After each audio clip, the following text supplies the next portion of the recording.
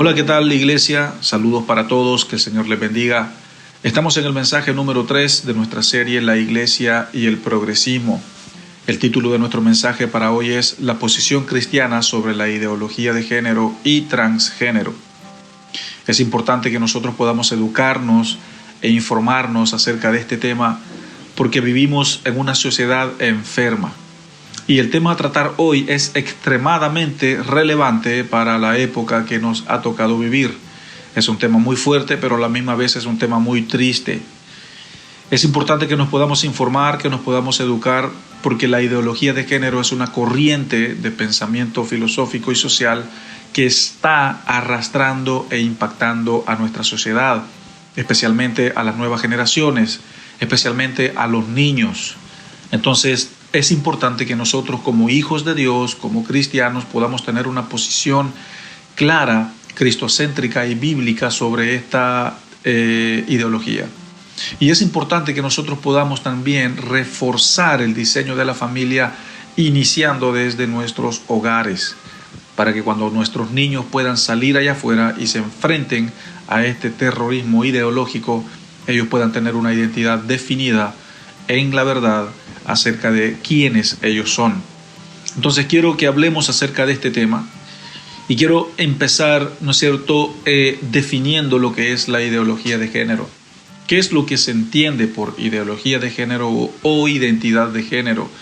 Y simplemente la ideología de género es un sistema de pensamiento de carácter filosófico que interpreta la sexualidad y la afectividad como una preferencia según la voluntad de cada persona, La ideología también dice que la diferencia entre un hombre y una mujer no provienen de la naturaleza biológica del ser humano, sino que vienen de una construcción social y cultural. Es decir, el hecho de que yo sea hombre o que sea mujer no viene de mi naturaleza biológica, sino que el hecho de que yo sea hombre o sea mujer viene de lo que la sociedad dice, de lo que la cultura dice. Entonces, si la cultura y la sociedad a mí me dice, ¿no es cierto?, que yo tengo la opción de cambiar mi género, entonces yo lo puedo cambiar. Entonces, la ideología de género es simplemente el hecho que tú puedes decidir qué eres. Tú puedes decidir cómo te sientes. Tú puedes decidir si te sientes feliz siendo una mujer, pero eres un hombre, entonces puedes hacerlo. Si tú te sientes feliz siendo un gato encerrado en el cuerpo de un ser humano, entonces puedes caminar como gato, maquillarte como gato y vivir como un gato. Al final, la ideología de género dice de que tú tienes, ¿no es cierto?, la libertad y la preferencia según la voluntad de cada persona para hacer lo que tú quieras. Y esto es algo que está formándose allá afuera y está tomando cada vez más fuerza y cada vez más fuerza. Tenemos, por ejemplo, ¿no es cierto?, algunos resultados de la ideología de género como lo que es el pensamiento trans. Que el pensamiento trans dice de que como tú tienes esa libertad de elegir, tú puedes por lo menos tomar hormonas, ¿no es cierto?, para que te salga barba. Tú puedes acudir a cirugías, ¿no es cierto?, para implementarte, no sé, pechos o implementarte algún otro tipo, ¿no es cierto?, de cambio, ¿no es cierto?, que vaya conforme a tu gusto. Tenga que ver con operaciones, tenga que ver con tomar hormonas o con cualquier otro tipo de sustancia para que tú puedas cambiar tu físico, ¿no es cierto?, de la manera como tú quieres. Por ejemplo, si tú quieres tener como, por ejemplo, una cabeza de toro, entonces puedes de alguna manera formar tu cráneo para que te salgan cuernos, puedes modificar tu nariz para formarla como a la manera de un toro, ¿no es cierto?, o de un animal. Pero este es el pensamiento trans. Es como trans, básicamente viene como de transformación, de ser retransformado. Tú puedes retransformarte a lo que tú quieras. Si te sientes disconforme con tu género, tú puedes elegir lo que tú quieras. Y esto es como el primer efecto, ¿no es cierto?, de la ideología de género. Y de hecho se está también hablando, ¿no es cierto?, y debatiendo si personas trans pueden competir en los deportes. Por ejemplo, pensemos en los Juegos Olímpicos, en el área de la natación. Ya, si es el área, ¿no es cierto?, de la natación femenina, ¿qué pasa si un hombre, siendo hombre, ¿no es cierto?, que a lo mejor genéticamente es más fuerte, pero se siente que es mujer, ¿por qué no se le deja competir? Y otros dicen, no, pero al final es un hombre, va a ganar. Bueno, pero él no se siente hombre, se siente mujer, déjenlo competir. Entonces, esto del pensamiento trans está siendo muy, pero muy debatido hoy en día y se está metiendo con fuerza en nuestra sociedad. Tenemos también otro problema, ¿no es cierto?, como resultado de la ideología de género, todo lo que es los baños públicos para este tipo de disciplinas. Baños de mujeres, baños de hombres y baños de carácter neutro o trans. Yo no voy a entrar al baño de las mujeres porque no me siento mujer. Voy a entrar al baño de los hombres o viceversa. Pero el punto aquí es cómo reaccionaría yo, ¿no es cierto?, si mi hija o si mi hijo está en el baño de un centro deportivo y de repente entra un hombre con el pensamiento trans, ¿no es cierto?, a hacer su necesidad. Entonces es complicado, es algo que está bastante distorsionado. Entonces es un tema complicado.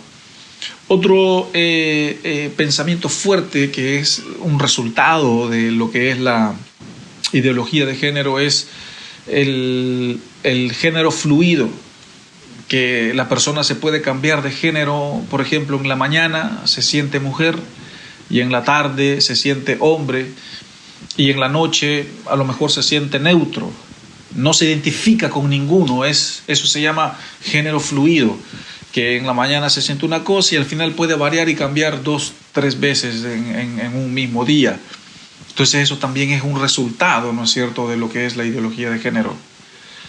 Tenemos también el movimiento o el pensamiento transespecie, ya que son las personas que dicen ser un gato atrapado en el cuerpo de un ser humano, o las personas que dicen ser un pez atrapado en el cuerpo de un ser humano. El problema es que no se le puede permitir a esta persona, si se cree un pez viviendo en una pecera, porque no va a vivir, no tiene el sistema respiratorio, ¿no es cierto?, y toda la genética para poder vivir bajo el agua. Pero también tenemos este pensamiento transespecie, aquellas personas que se sienten como caballo, que se sienten como culebra, que se sienten como un gato, encerrados o atrapados en el cuerpo de un ser humano.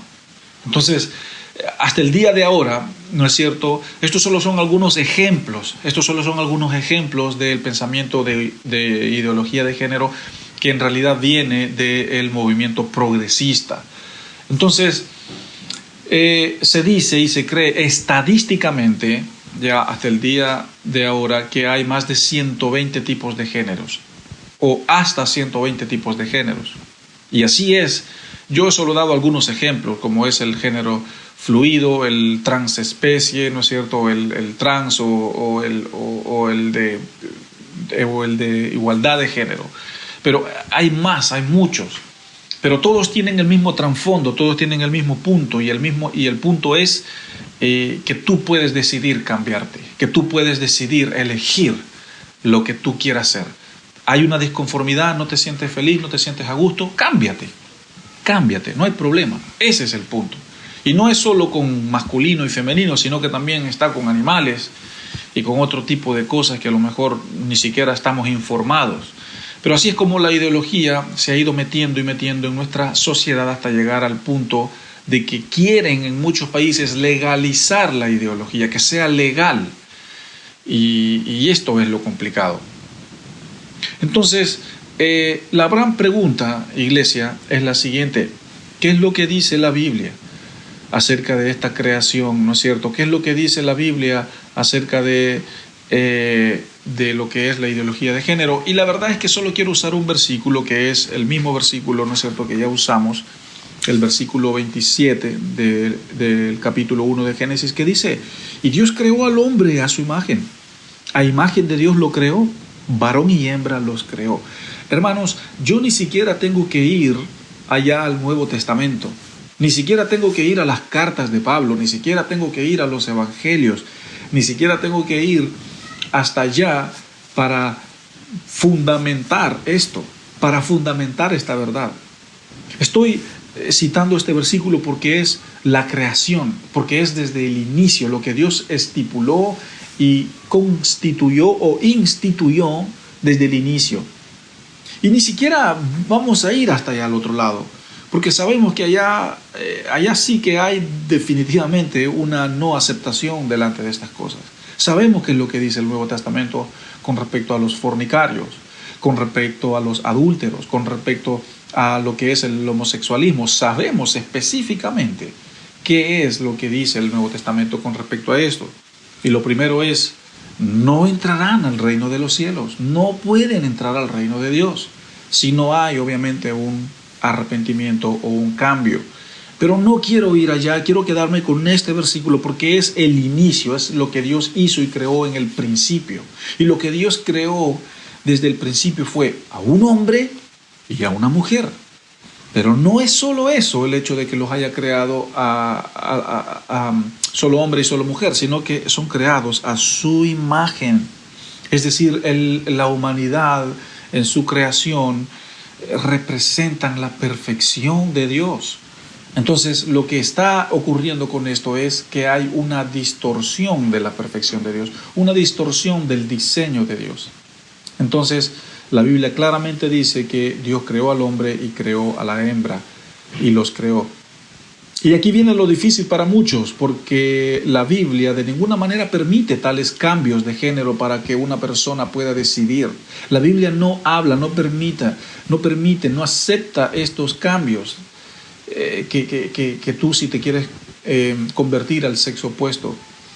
Porque la Biblia dice que si biológicamente tú eres hombre o una mujer, delante de Dios no hay manera que tú cambies esa realidad.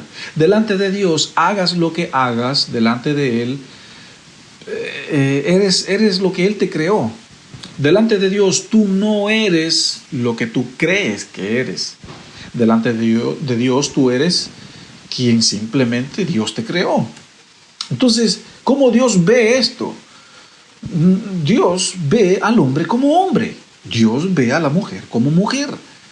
Y es la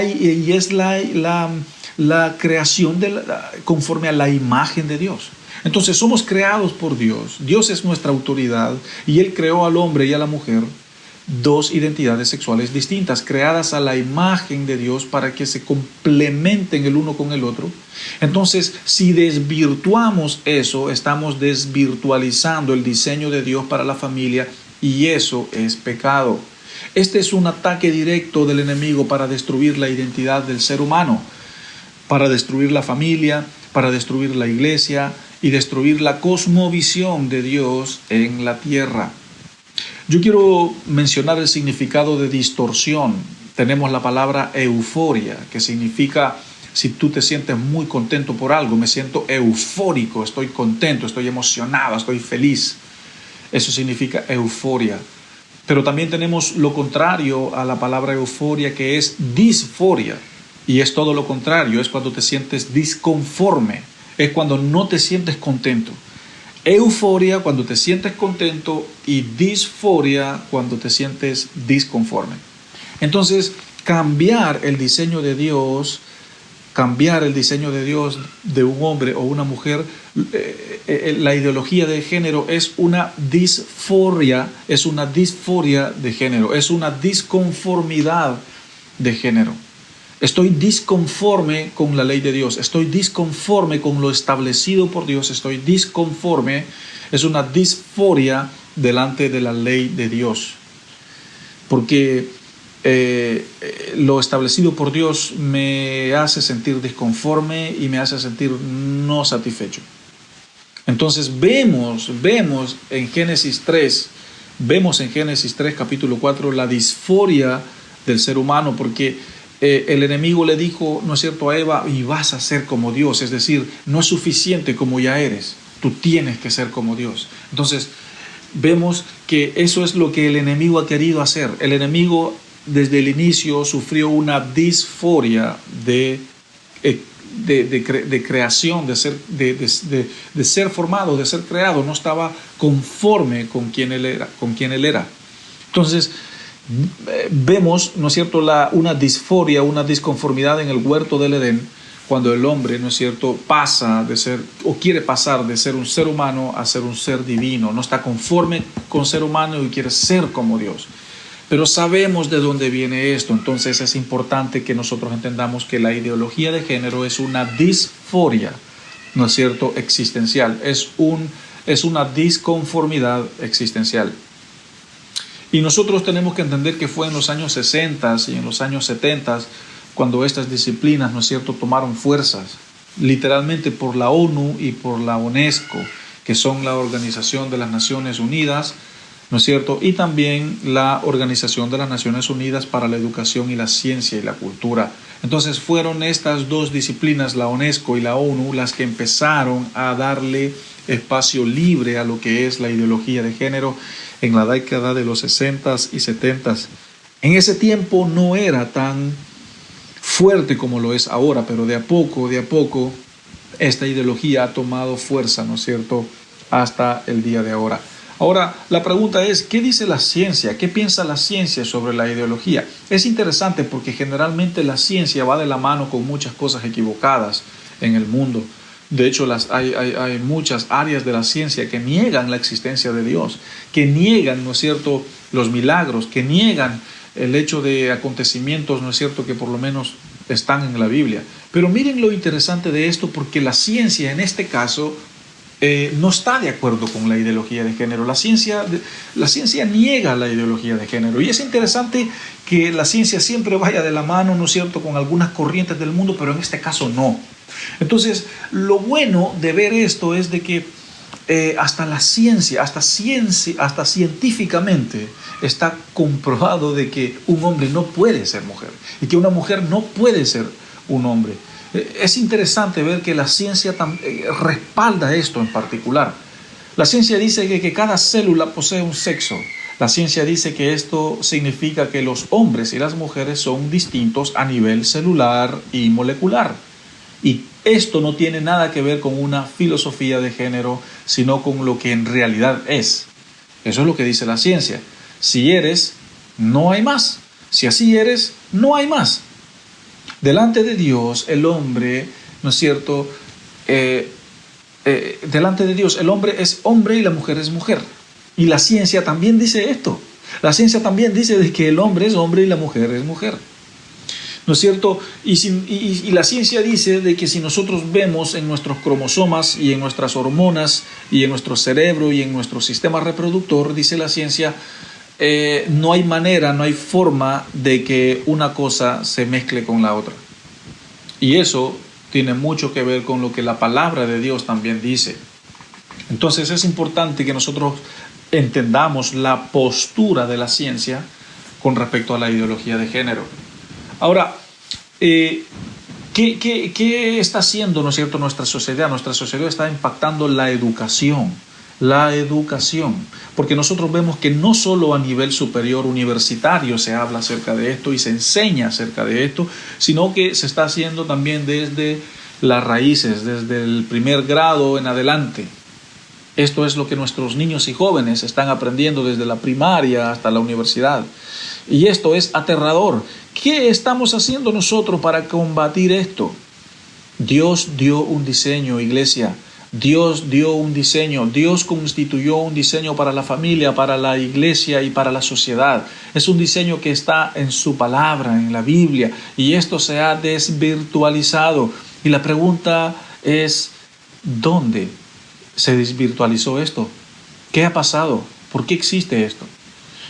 Tenemos nosotros que entender que la educación se está convirtiendo en uno de los peores enemigos, ¿no es cierto?, de la iglesia, porque la educación quiere educar a nuestros hijos conforme a la cosmovisión del mundo, conforme a la cosmovisión de la sociedad.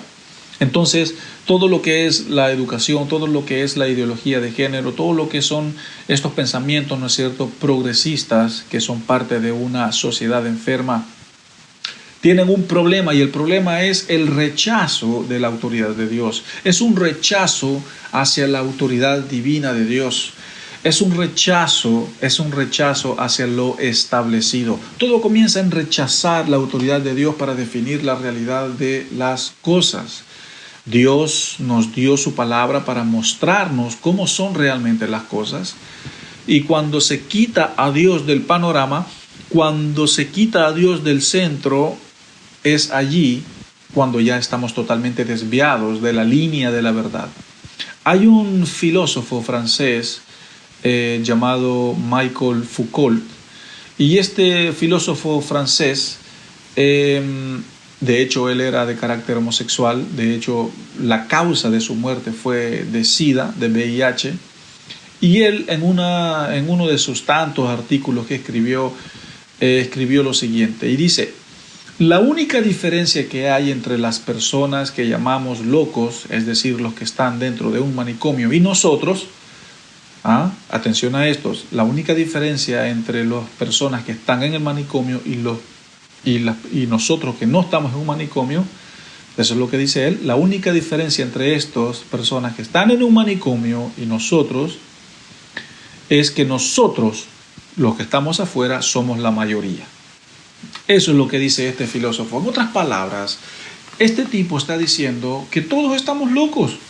Y de hecho, los que estamos afuera, ¿no es cierto?, los que no estamos en un hospital psiquiátrico, los que no estamos en un hospital de salud mental, somos más. Es decir, estamos más locos afuera de los que en realidad están locos adentro. Él dice esto, dice, hay más locos afuera que adentro. Entonces, si todos estamos locos, entonces dejen que la gente haga lo que quiera. Dejen que la gente decida por lo que quiera decidir. Eso es lo que dice Foucault. Y él está diciendo, si tú no te sientes conforme con quien tú eres, cámbiate. No importa, dale nomás. Todo vale, todo se puede. Todo vale, todo se puede. Y ese es el resultado, iglesia, de haber negado el diseño de Dios y rechazar su autoridad divina. Este filósofo francés era un ateo, ¿no es cierto? Y era una persona que influyó mucho a la sociedad, y sus escritos lo siguen haciendo hasta el día de ahora. Pero hoy en día no solo tenemos filósofos así, sino que la gente piensa así. La gente es la que piensa con esta disforia, ¿no es cierto?, de género. No estoy conforme con quien soy. Entonces aquí esto nos lleva a la siguiente pregunta: ¿cómo debemos reaccionar los cristianos ante este terrorismo ideológico? Bueno, lo primero que tenemos que recordar, iglesia, es que estos seres humanos que sufren esta disforia de género, es decir, esta disconformidad existencial, que no estoy a gusto como soy, tenemos que entender que ellos son creados también a la imagen de Dios y deben de ser tratados con igualdad y con respeto. Y esto no es broma, esto no es para bromear, esto es una realidad lamentable, ¿no es cierto?, que estas personas viven. Es una realidad que ellos viven rechazo, viven bullying, soportan muchas cosas en su diario vivir. Entonces son personas reprimidas, ¿no es cierto?, que de alguna manera viven, ¿no es cierto?, en ese bloqueo de emociones y bloqueo de identidad. Pero el punto aquí es recordar que ellos también son creados a la imagen de Dios. Ahora bien, dejando esto en claro, debemos entender que una persona que es hombre y se dice ser mujer tiene un problema de distorsión de género, pero primero es una distorsión en el espíritu, más allá también de la mente, porque sabemos que somos, ¿no es cierto?, seres con 3 áreas, ¿no es cierto?, cuerpo, alma y espíritu, pero es en el espíritu donde está la distorsión, y después obviamente pasa a lo que es mental y psicológico, y luego se pasa a la identidad. Pero la distorsión aquí está en el espíritu, entre alma y espíritu. Allí es donde está la distorsión. Entonces, una persona que cree en la ideología de género sufre una disforia o una distorsión de espíritu y de mente. Entonces, un transgénero sufre una disforia de género. Entonces, la respuesta de nosotros es no juzgar, no debatir, no señalar, no rechazar, sino como hago yo entonces para ayudar a esta persona a tratar su problema con Dios. Estas personas deben ser ayudados, de alguna manera deben de ser ayudados. Y esa es la actitud, ¿no es cierto? Y esa es la actitud del cristiano y de la iglesia hoy en el 2023. Que lo primero que debemos hacer con estas personas es llevarlos, más allá de llevarlos a la palabra de Dios, lo primero que debemos hacer con estas personas es ayudarles a creer el Evangelio. Es ayudarles a creer el Evangelio, que es lo único que sana, que salva y que restaura. Porque ellos son personas no alcanzadas, que necesitan la esperanza de la vida, que es el Evangelio de Jesús. Y por medio de venir al Evangelio, vendrán al arrepentimiento y entonces vendrán al nacer de nuevo. Y porque hay muchos, ¿no es cierto?, que necesitan esta verdad. Necesitan ser transformados por esta verdad. Entonces, hermanos, nuestra conclusión, cómo yo como cristiano me comporto delante de esto, ¿no es cierto?, es de la siguiente manera. Yo tengo que pensar que cada una de estas personas son creados a la imagen de Dios y necesitan ser ayudados. Pero de la forma como necesitan ser ayudados, primeramente es que ellos necesitan, ¿no es cierto?, abrazar el Evangelio de la verdad. Ellos necesitan abrazar, ¿no es cierto?, la esperanza de la verdad, que es el Evangelio que sana y que restaura. Y una vez que ellos vengan a esta verdad que sana y que restaura, entonces, ¿no es cierto?, ellos serán ayudados ya de otras maneras. Pero lo primero que alcanza a un perdido, a un no alcanzado, a un pecador, es el Evangelio de Cristo. Es el Evangelio, es el santo Evangelio quien sana y quien restaura. Si nosotros vemos en los Evangelios, en los libros de los Evangelios, lo que alcanzó verdaderamente a los enfermos, ¿no es cierto?, fue la esperanza del Evangelio. Jesús les dijo, cree en mí y vivirás. Cree en mí y serás sano. Cree en mí y serás salvo, porque yo soy el único camino, yo soy la única verdad y yo soy la única esperanza que tú tienes. Entonces es importante que nosotros podamos, ¿no es cierto?, no juzgar, no rechazar, sino ayudarles a estas personas con su problema, a tratar su problema con Dios. Pero lo primero es que estas personas deben de abrazar y venir, ¿no es cierto?, al Evangelio, porque si ellos no vienen al Evangelio primero, si no hay una transformación de mente, primero un cambio, es difícil que estas personas se vayan a interesar por lo que continúa después de creer y de la presentación del Evangelio. Muchos hablan de ayuda clínica, muchos hablan de ayuda psicológica, pero al final hasta eso es inútil, ¿no es cierto?, si no hay un encuentro con la verdad. Es que debe de haber un choque, debe de haber un encuentro con el Evangelio primeramente. Entonces tenemos dos conclusiones. Nuestra primera conclusión es que el trabajo en la casa es clave. El trabajo, nuestra primera conclusión es para combatir la ideología de género es el trabajo en la casa. La respuesta que debemos nosotros tener es abrazar y reforzar desde el hogar la masculinidad y la feminidad bíblica de nuestros hijos, para cuando ellos salgan y se enfrenten a estos ataques puedan resistirlos. Porque de nada sirve estar predicando esta verdad en la iglesia y en nuestra base si en nuestros hogares, ¿no es cierto?, nuestros niños están más en el teléfono que con nosotros. Están están allá afuera en la calle, 6 o 7 horas afuera, más que de alguna manera estar pasando tiempo con ellos. Entonces nuestra primera conclusión para combatir la ideología de género y la postura como cristianos delante de esta realidad es el trabajo en casa, la educación en casa, reforzar el diseño de Dios, reforzar el formato, lo que Dios instituyó en el hogar, reforzar la masculinidad bíblica y la feminidad bíblica de nuestros hijos. Esa es nuestra primera conclusión. Debemos modelar el diseño de Dios para la familia, mostremos y reflejemos el modelo bíblico, ¿no es cierto?, de la masculinidad y de la feminidad en nuestros hogares. Iglesia y después en nuestra sociedad. Pero primero es hogar, después es iglesia y después es sociedad. Vivimos tiempos difíciles en los cuales la iglesia puede llegar a ser perseguida, de hecho, por enseñar estos temas. De hecho, hay gente que está siendo sacada de las redes sociales por tratar la ideología de género, ¿no es cierto?, en las redes sociales. Pero se está pagando el precio por enseñar el consejo de Dios. Y nuestra segunda conclusión es el Evangelio de Jesús. El Evangelio de Jesús no dice deja de ser homosexual, deja de ser trans, deja de ser lesbiana, sino que el Evangelio de Jesús dice que todos, sea trans o no trans, todos somos pecadores. Todos nos hemos desviado de la voluntad de Dios. Entonces, sea borracho, sea fornicario, sea pedófilo, sea ladrón, todos necesitamos la salvación de Dios.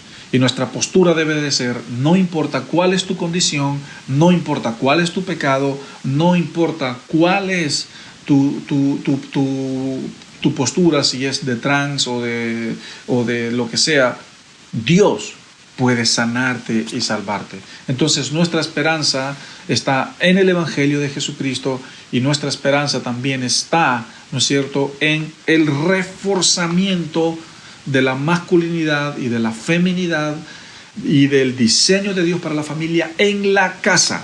Así que, iglesia, les animo, padres que están escuchando este mensaje, por favor, refuercen en sus hogares la masculinidad bíblica de sus hijos, la feminidad de sus hijas. Trabajen en ello, discipulen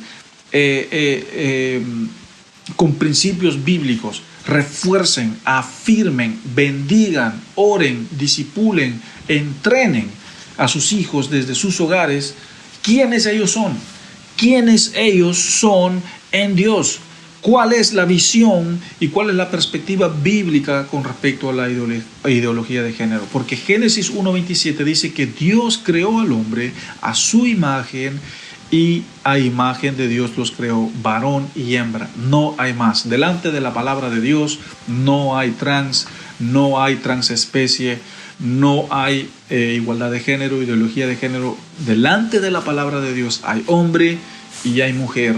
Y ambos fueron bendecidos, ¿no es cierto?, con un género para sincronizarse, para complementarse el uno con el otro y así formar un hogar fuerte, una iglesia fuerte y una sociedad fuerte. Entonces, iglesia, la postura del cristiano debe de ser ayudar a estas personas a tratar su problema en Dios, enseñándoles y predicándoles el transformador y esperanzador Evangelio de Jesucristo, porque Él es el único que puede sanar y que puede restaurar. Que el Señor me los bendiga y nos vemos en nuestro cuarto mensaje de la iglesia y el progresismo. Bendiciones. Recuerda suscribirte a nuestro canal y activa las notificaciones para que no te pierdas ninguno de nuestros sermones.